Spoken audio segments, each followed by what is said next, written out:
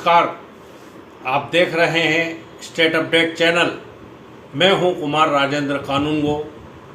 मेरे साथ वरिष्ठ पत्रकार, वरिष्ठ राजनीतिक विश्लेषक डॉक्टर शिशिर उपाध्याय उपस्थित है और हम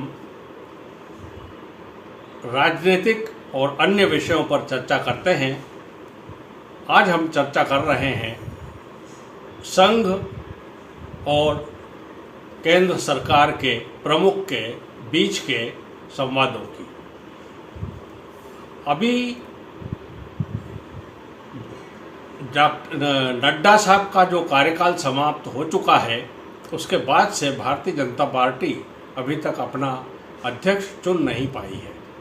उसके अनेक कारण हो सकते हैं, उनके अंदरूनी रूप से कहाँ उहापोह चल रही है, लेकिन कभी कभी किसका किसका नाम बढ़ता है, दिखाई देता है। कभी शिवराज जी का नाम आता है आगे, कभी और किसी का नाम आता है। इस प्रकार से अलग अलग नाम सामने आ रहे हैं, लेकिन अंत क्या होगा, अंतिम नाम कौन होगा फाइनल, यह अभी तक पता नहीं चल पा रहा है। अभी हाल ही में आरएसएस की तरफ से एक नाम बढ़ाया गया है, जो है वसुंधरा राजे सिंधिया का, जो कि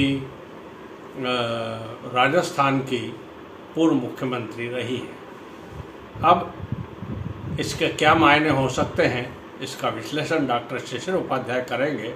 आइए हम उनसे सुनते हैं उसका विश्लेषण। डॉक्टर शिशिर उपाध्याय नमस्कार। चूँकि आपने जो चर्चा छेड़ी है, ये देश के हर आम आदमी के मन में ये चर्चा चल रही है। हर आदमी ये जानना चाहता है कि बहुत बड़ी बड़ी बातें करने वाली और नियमानुसार चलने वाली पार्टी क्या वजह है कि लंबे समय से जेपी नड्डा साहब का, भाजपा के राष्ट्रीय अध्यक्ष का कार्यकाल बढ़ाती चली जा रही है। विधानसभा चुनाव हो गया, लोकसभा चुनाव हो गया, ये उसके पहले इनका कार्यकाल, और इनके जितने भी प्रदेश अध्यक्ष हैं अधिकांश, उनका कार्यकाल भी पूरा हो चुका है।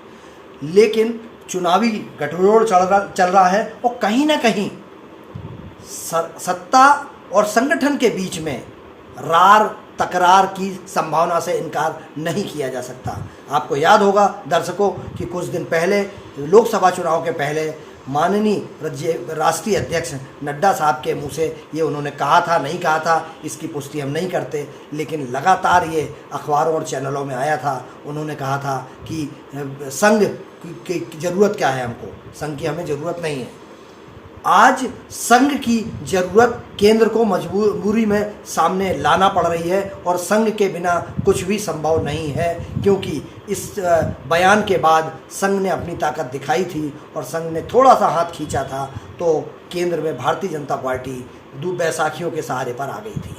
अगर राष्ट्रीय अध्यक्ष बनना है, क्योंकि संघ ने अपनी तरफ से, पार्टी कभी ये कहती है, संगठन की तरफ से चर्चा होती है, शिवराज सिंह चौहान को लाना चाहते हैं। अगर शिवराज सिंह चौहान जी को लाना चाह रहे थे तो उन्हें केंद्रीय मंत्री नहीं बनाया जाता, केंद्रीय मंत्री बना दिया गया है। और कृषि विभाग में लंबे समय तक 18 साल तक मुख्यमंत्री रहे मध्य प्रदेश के।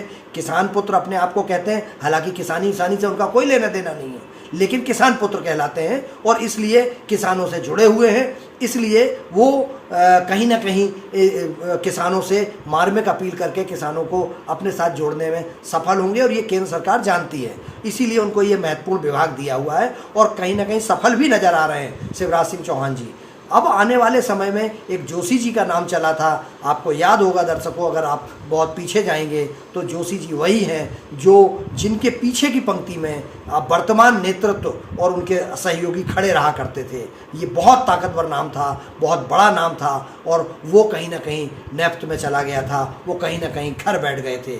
लेकिन एक बार फिर संघ उनको, उस समय संगठन के, भारतीय जनता पार्टी के राष्ट्रीय संगठन महामंत्री हुआ करते थे, लेकिन अब वो कहीं ना कहीं पर्दे के पीछे चले गए थे। उनका नाम चला था, उनके नाम पर सहमति बनी नहीं बनी ये तो आने वाला समय बताएगा, परंतु ऐसा माना जाता है कि जैसा कि आपने कहा है सर, कि वसुंधरा राजे सिंधिया एक बहुत दबंग और वजनदार नाम है, और जिनको राष्ट्रीय अध्यक्ष बनाया जाएगा अगर, तो पक्का ये माना जाए कि उसके बाद कुछ जो केंद्र में सत्ता में बैठे हैं उनके बीच में समन्वय की कमी हो जाएगी। और संघ ये नहीं चाहता कि फ्रीडम के साथ जेपी नड्डा जैसा राष्ट्रीय अध्यक्ष दे दिया जाए जो सत्ता और संगठन के बीच में समन्वय बैठाने के साथ साथ पार्टी को नुकसान ना पहुंचा पाए।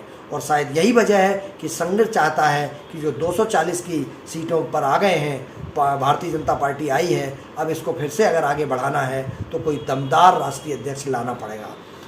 दमदार राष्ट्रीय अध्यक्ष में वो ऐसा हो जो संगठन के लिए काम करे, सत्ता के दबाव में काम ना कर पाए। और स्वतंत्र नाम में बहुत सारे, चूँकि अनुराग ठाकुर जी का नाम भी चल रहा था, देवेंद्र फडणवीस जी का भी नाम चल रहा था, कुछ लोगों का तो ये कहना था कि केंद्रीय मंत्री जो वर्तमान में गडकरी जी हैं उनको एक बार फिर मौका देना चाहिए, परंतु ऐसा लगता नहीं है क्योंकि संघ ये चाहता है कि वजनदार नाम आए और वो नाम जो सत्ता और संगठन के साथ मिलकर समन्वय के साथ आगे बढ़ सके।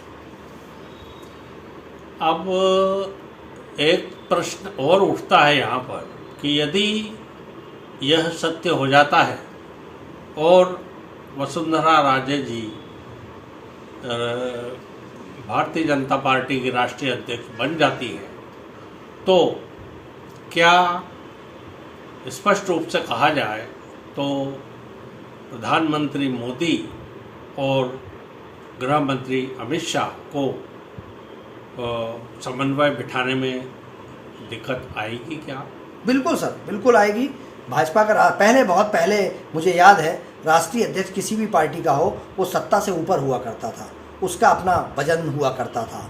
लेकिन आने वाले पिछले 10-12 सालों में मुझे राजनाथ सिंह जी का याद है, राजनाथ सिंह जी राष्ट्रीय अध्यक्ष हुआ करते थे और राष्ट्रीय अध्यक्ष का एक वजन होता था। लेकिन राजनाथ सिंह जी के बाद जो राष्ट्रीय अध्यक्ष बनते आए और वो कहीं ना कहीं सत्ता के प्रभाव में नज़र आए। सत्ता के प्रभाव से इतर अगर कोई चलना है तो उसमें वसुंधरा राजे सिंधिया का नाम है। और अगर वसुंधरा राजे सिंधिया बनती हैं तो मुझे ऐसा लगता है कि आने वाले समय में सत्ता और संगठन के बीच में समन्वय बैठाने के लिए सत्ता को संगठन के पास आना पड़ेगा, संगठन सत्ता के पास कम जाएगा, मुझे ऐसा लगता है। दूसरी बात, जिस तरीके से वसुंधरा राजे के साथ किया गया, उनको जब चुनाव हारी उसके बाद नेता प्रतिपक्ष नहीं बनाया गया, उसके बाद प्रदेश का भाजपा अध्यक्ष नहीं बनाया गया, उसके बाद जब भाजपा सत्ता में आ गई तो मुख्यमंत्री भी नहीं बनाया गया।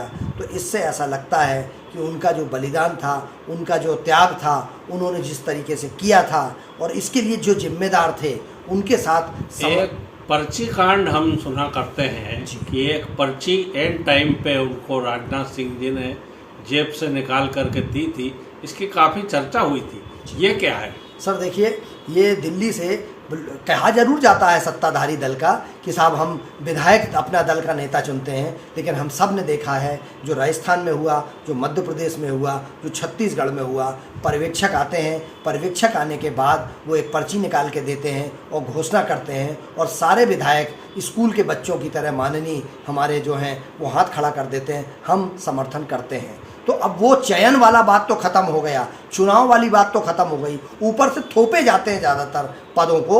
और शायद यही वजह है कि जब वसुंधरा राजे जी को वहाँ पर बैठाला गया था, उनको उम्मीद थी कि वो एमएलए हैं और ये माना जाएगा कि अब वसुंधरा राजे जी के नाम पर पूरे विधायक सहमत हैं। लेकिन वहाँ जिस तरीके से पर्ची निकाली, उनके चेहरे के भाव बता रहे थे कि वो पर्ची पढ़ के उन्हें ढूंढना पड़ा कि कहाँ है हमारा मुख्यमंत्री जिसका मुझे घोषणा करना है। वो पीछे की पंक्ति में कहीं अंदर बैठे हुए थे। तो ये बताता है कि भारतीय जनता पार्टी की कार्यप्रणाली में काफ़ी कुछ बदलाव आया है, काफ़ी कुछ परिवर्तन हुआ है, लेकिन इससे जो लोकतांत्रिक व्यवस्था है वो कहीं ना कहीं चौपट हुई है। आपको याद होगा मध्य प्रदेश में इसका पतन शुरू हुआ था 2006 में से 5 से, जब सारे विधायक उमा भारती के नाम पर सहमत थे और उस समय शिवराज सिंह चौहान जी को वहाँ से एक पर्ची आई थी और शिवराज सिंह चौहान को कहा गया था कि इनका नाम की घोषणा की जा रही है और विधायकों से समर्थन देने की बात कही गई थी। आपको याद होगा उमा भारती उस समय सब छोड़ छाड़ के चली गई थी और पार्टी बड़े गंभीर संकट में थी, क्योंकि केंद्र में सत्ता में थी नहीं। उस समय के जो नीति निर्धारक लोग थे, आडवाणी जी उस समय थे और अटल जी उस समय थे, उन्हीं लोगों की तरफ से ये तय किया गया था। लेकिन ये कहीं ना कहीं वो समय ख़त्म हो गया कि विधायक चुनाव करते हैं, विधायकों को तो ऊपर से एक नाम आता है और माननीय विधायक उस पर सहमति देते हैं। यही राजस्थान, यही छत्तीसगढ़, यही मध्य प्रदेश में हुआ। किसी को नहीं पता था, शिवराज जी को भी ये नहीं पता था। शिवराज जी को हालांकि ऐसा कहा जाता है कि बता दिया गया था, लेकिन उन्हें ये उम्मीद नहीं थी कि मोहन यादव जी को बना दिया जाएगा। क्योंकि कैलाश विजयवर्गीय, प्रहलाद पटेल जी केंद्रीय मंत्री और लंबे समय तक सांसद रहे, प्रदेश भाजपा अध्यक्ष रहे, राकेश सिंह जैसे लोग विधानसभा में आए थे और विधानसभा में सबको उम्मीद थी कि अब उनको मौका मिलेगा, लेकिन नहीं मिल पाया था। तो मुझे ऐसा लगता है सर कि ये बहुत गंभीर मामला है और जिस तरीके से सत्ता और संगठन के बीच में समन्वय का अभाव हो रहा है, ये आने वाले समय में इस पर संघ चिंतित है और संघ चाहता है समन्वय हो और सत्ता संगठन के इशारे पर चले, संगठन सत्ता के इशारे पर नहीं चले।